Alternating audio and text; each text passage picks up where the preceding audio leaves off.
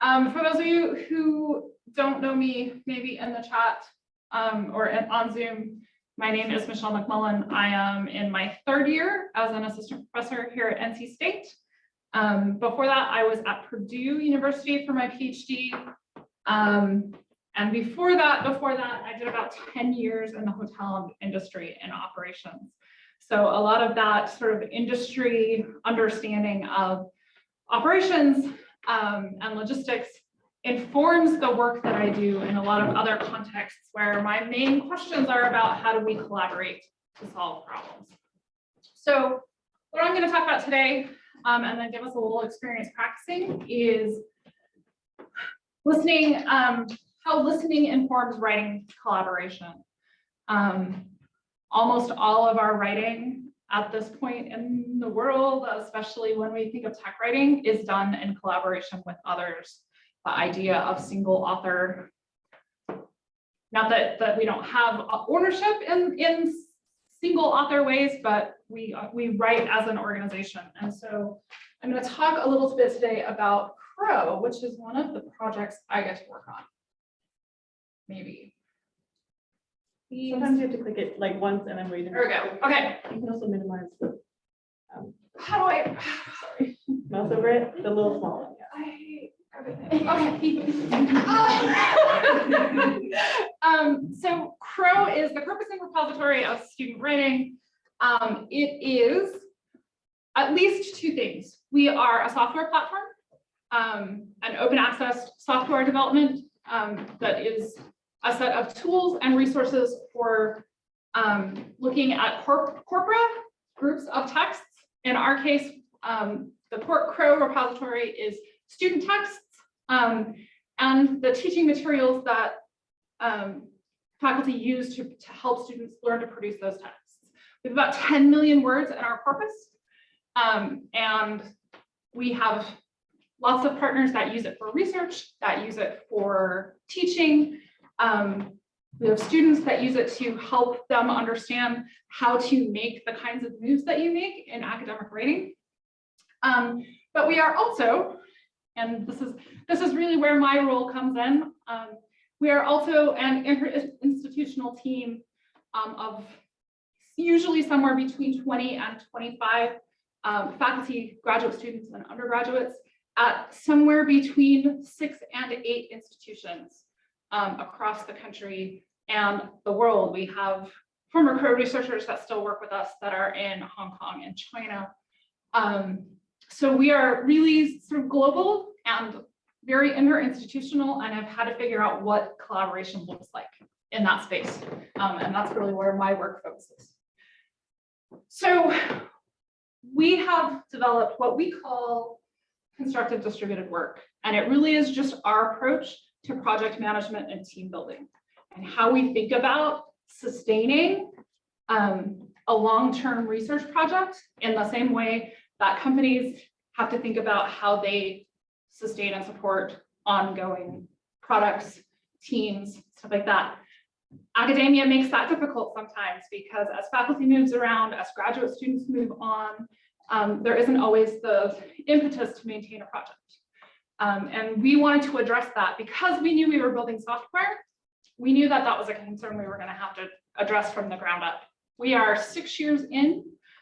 We are in our version 2.0, 2.5, I think, in terms of software release. But we are 4 years into maintaining that software as a platform that's available, and 6 years into our design cycle. And we're still doing our thing, so we're happy about that. CDW is the heuristic we use for team building. And what that really means is we have thought about what our core principles are, what our best practices are, and how those align to the approaches we take, the theory that underpins our work, the activities that we do, what we do on a day-to-day basis, and the outcomes that we track. And it's really important for us to think about how all of those things work together, and to think about them all the time if what we want to do is be sustainable. So while constructive distributed work as a heuristic is not the main part of this conversation today, It is really where our framework for how we teach and build collaborative writing practices comes from. So teach collaborative writing is one of our best practices. Collaborative strategies and practice doesn't just happen, and it's not innate. We don't just know how to do it. And when teams rotate all the time and new people come on and we're always onboarding, teaching that process is part of our practice. So we approach teaching collaborative writing through a framework. Our core principle there is sustainable infrastructure. We need to build and support digital spaces that facilitate collaboration and keep drafting and comments visible. We need version control. For us, that's Google Docs. For other companies, organizations, places you work, that might be GitHub, that might be SharePoint, that might be a lot of different kinds of CMS or different kinds of documents. But we use Google Docs and Basecamp as our team communication platform and really focus on keeping that versioning visible as we work. Activities engaged in collaborative writing are lots of different stuff. We need to assign clear roles across the life of a project. We need to make sure that those roles vary and that people get to experience different parts of a project so that they learn. We want to keep conversations and revisions visible. And we want to teach the common genres and genre expectations that are part of our organization as part of our onboarding process. And to do that, we have to think about what those are. Because those tacit practices, that how you do your job stuff day to day, the stuff that you learn because somebody goes, oh wait, because you learn tacit practices by doing something wrong and having somebody go, this is not the thing I wanted, or this is not how we do this here, or some version of that, right? Or you get a brief about something that, or a task assigned to you with no real instructions about what the expectations there are, which makes it really hard to feel like you can contribute and collaborate. So we really focus on how do we keep those things visible so that the outcome we get is rhetorical competence. Writers that are confident that they can contribute, ask questions, complete tasks, initiate parts of a project. All of those things are very important to how we think about collaboration. And the main thing I want to talk about today in terms of collaboration, okay, is how we think about listening as a collaboration tool. Because we often talk, I've done a few locations for school. Google found 2 locations for me.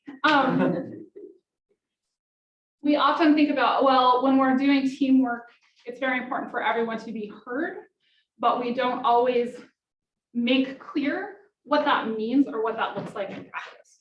For those of you, some of you have had classes with me, you know that one of the things I say when we talk about setting ground rules or creating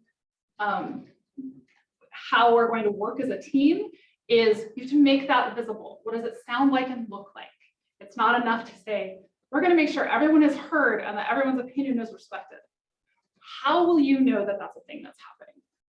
So I want to talk about some of the active listening strategies that we use for collaborative writing.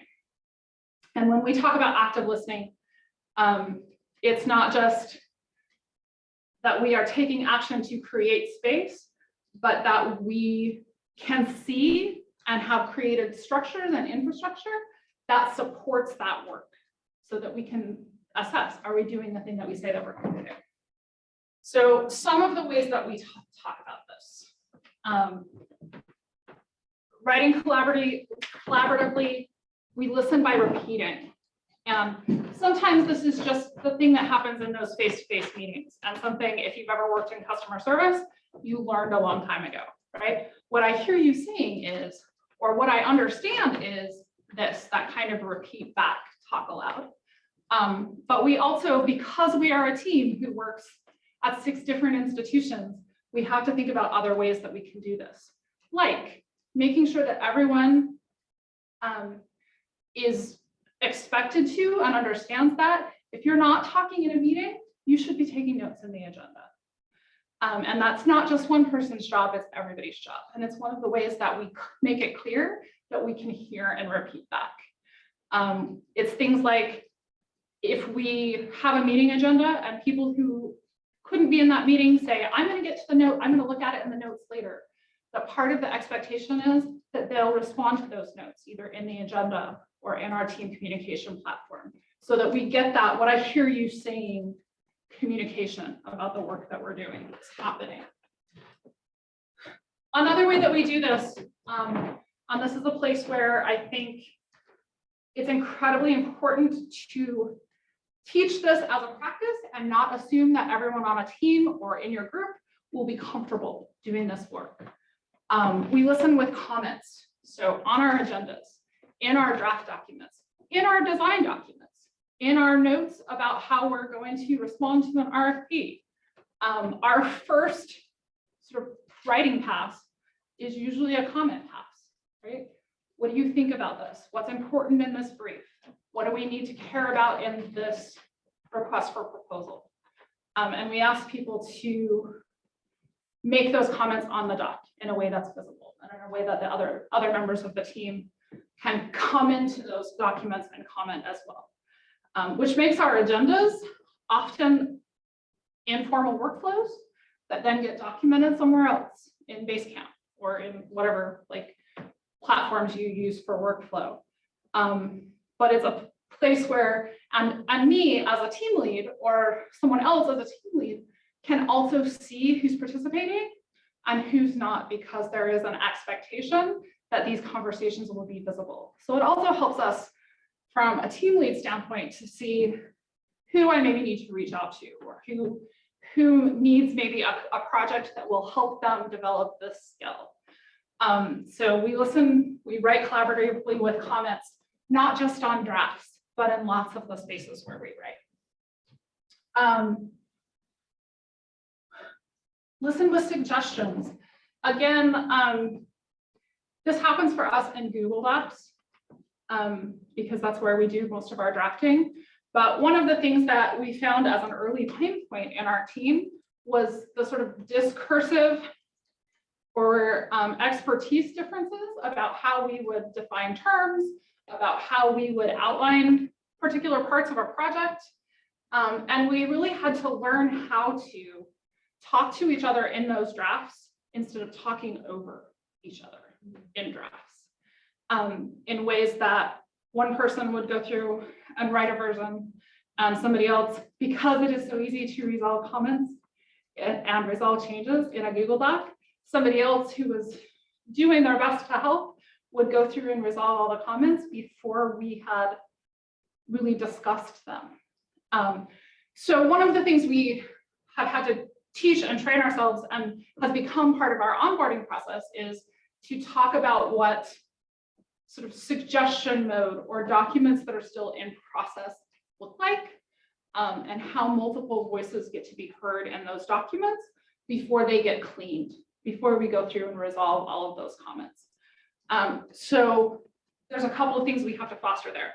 To encourage people to write in suggestion mode, to go ahead and if you see a change that you think needs to be made or an addition that needs to be made, make it, do it. And add a comment if you want about why. If there's something that you think needs more explanation and you're not sure how to rewrite it, make those comments in the doc. So a lot of our conversation that might have happened sort of in the back room or in a back channel or in the lab when we were all working at one place had to happen in other places, has to happen on Basecamp, has to happen in our documents. So one of the things that we have had to train for when working with a distributed team is how do we make that listening visible? And how do we do things like read through comments and read through suggestions in ways that address people's anxiety? Because sometimes coming into a document like this, especially if you're new to a project, and go, just jump in and tell us what you think. They go, I can't even read it, let alone tell you what I think, right? So one of the things we had to learn is how do we assign specific tasks that build the capacities for how we work. And the last thing before I give you a task and give us a little bit of a chance to talk is when we listen with review. And this is the part that is sort of the most common, right? We're all used to getting reviews, giving feedback, doing that that peer review process. But for us, part of that has been about helping us and our team and new members of our team to understand when and how to share work. We have such a tendency, we have trained ourselves as writers to write, get feedback, revise, get feedback, publish. And so in that, if review comes at the end of a writing process, the odds, especially with a project that a lot of people have had their hands on, or a project that not enough people have had their hands on, what we need and what we got doesn't always match up with expectations. So training our team, and particularly new writers who are afraid that they will look dumb if what they share is not polished, to share work in progress, to get feedback early, to understand review that happens at an outline, review that happens at an expanded outline is in some ways much more valuable than the review that happens at just before publication, right? And that really also helps us to develop a culture of iteration that says we don't write things one time, we write stuff a bunch. We're going to write a grant application, and even when we submit that grant application, if we win that grant, great. If we don't, it is still an iteration of our next grant proposal. So really thinking about how review at lots of different stages, including at the end of a project, including as part of reflection, including at the beginning of a project when we are still in ideation,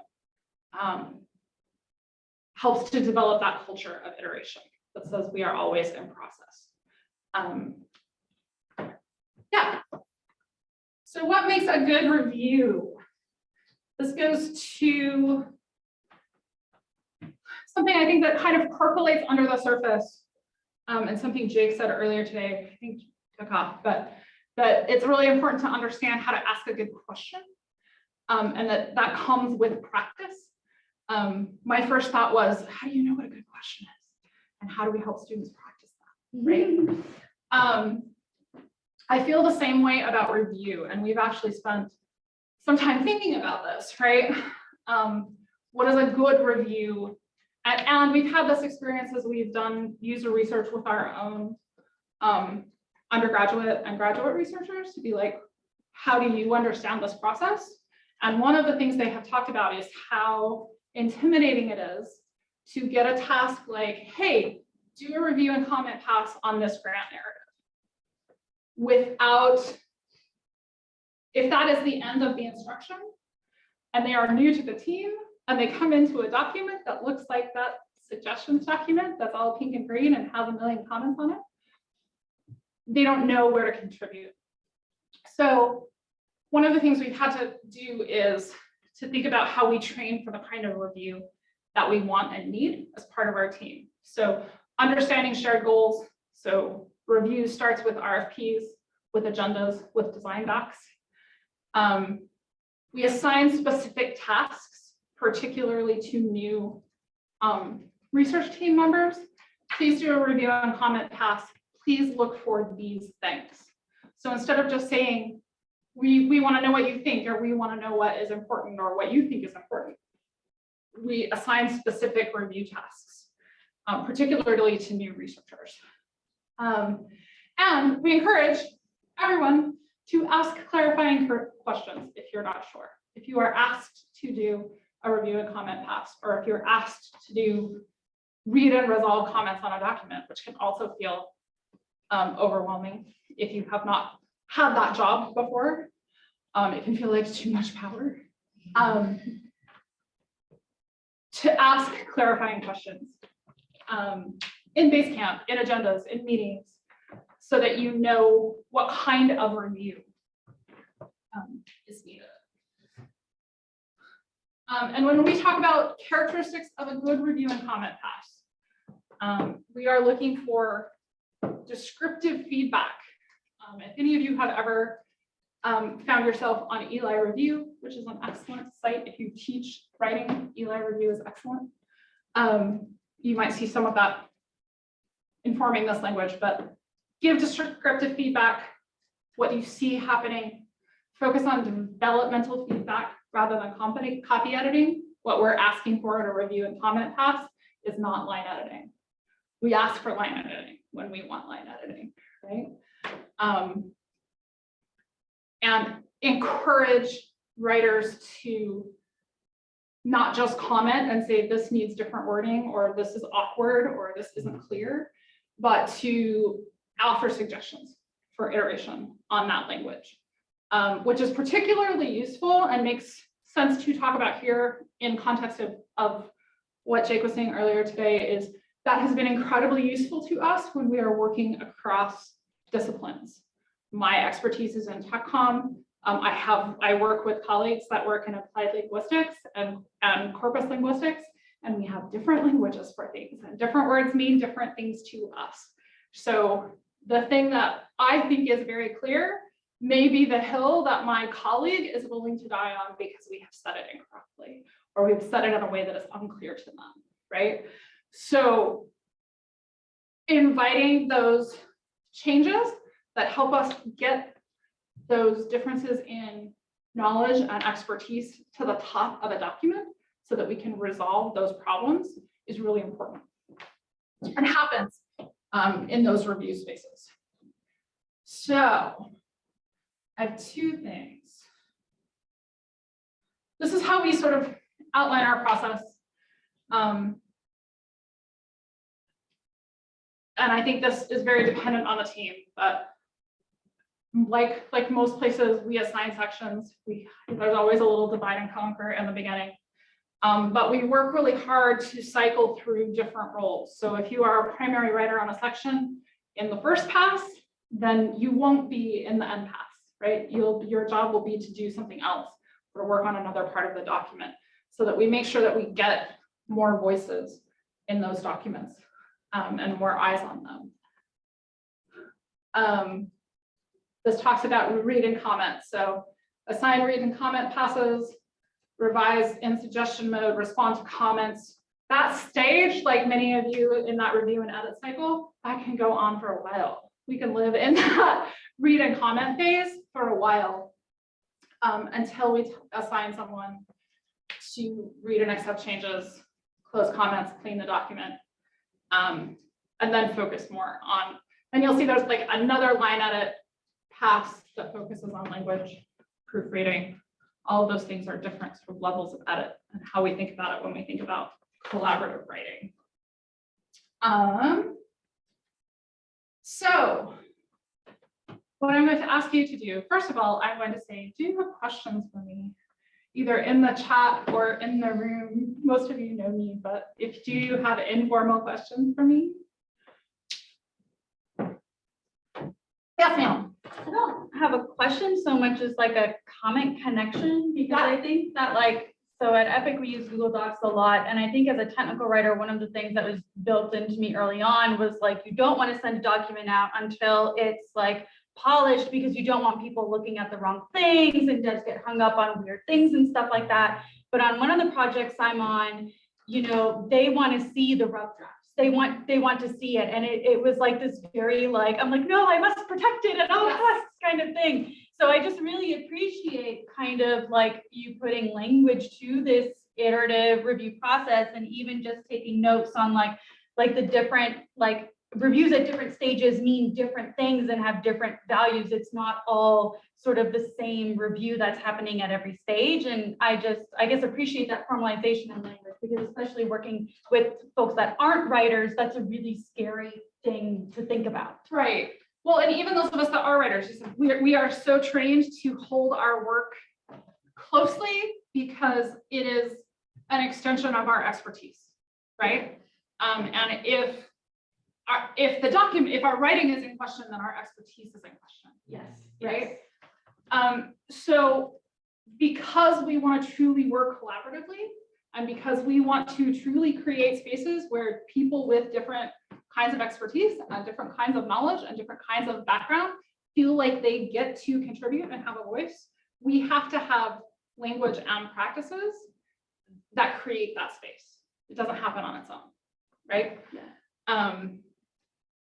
When we talk about constructive distributed work more broadly, what we're after is, one, how do we sustain our project, right? How do we keep doing what we want to do? But how do we keep doing what we want to do in ways that are ethical, inclusive, deal with some of the toxic labor constructs of university research and graduate research in particular? How do we support graduate and undergraduate researchers monetarily, materially, professionally? How do we build that in, not just as a thing we say we do on the cover of the pamphlet, but a thing that we can point to and say, this is what it looks like and sounds like to do that. So yeah, this presentation was a good opportunity for us to sort of articulate that as it comes to writing. I think the most common question I get when I talk about Crow is, how do you do this? How do you project manage? How do you do these things? Because it's such common experience, even though the work we're doing is really different. Yeah. It's the first time I've taught a class without a mask in 2 years. So level of like both trying to breathe and anxiety about breathing in a room. So what I'm going to invite, partly selfishly, because we are very excited to have industry eyes on what has been, for the most part, an internal or sort of academic centered way to approach project management. And what I'm sharing is our one pager. So this is sort of how we introduce constructive distributed work in a one-page document, which is really hard to do. And I have paper copies if you would prefer. I also have a Google Doc that is editable. You can bit.ly/CDW1 to pull up that Google Doc. And we would really love your read and comment paths on this document. So where you have questions or where the language is unclear, what is most interesting or persuasive to you, what makes you want to learn more. My sort of long-term goals is to really think about how some of the things we are doing would be useful and inform work in other contexts. So that's really what I got for you. If I had more time, we would be doing the collaborative writing and the reviewing and the editing, but I only got 45 minutes. So mostly I just talked to you. But I'm happy to answer questions. And we would love to have your feedback. I can't tell if there are questions in the chat. There are not. Okay. Well, for those of you out in Zoom land, if you have questions or comments, we're happy to hear them. We also welcome your feedback on that doc. You'll log into it probably as an anonymous aardvark or whatever, so you can feel free to add whatever comments you want to that document, and we would be happy to have them. Pretty close, it's hedgehog. Anonymous hedgehog. Anonymous hedgehog. You were pretty close. There's an anonymous axolotl in there, like that one. Very happy to see what anonymous animals show up in my Google Docs. So yeah, thanks for letting me talk about this thing I get real excited about. And I'm happy to answer questions or hang out or whatever. We're also probably 2:40.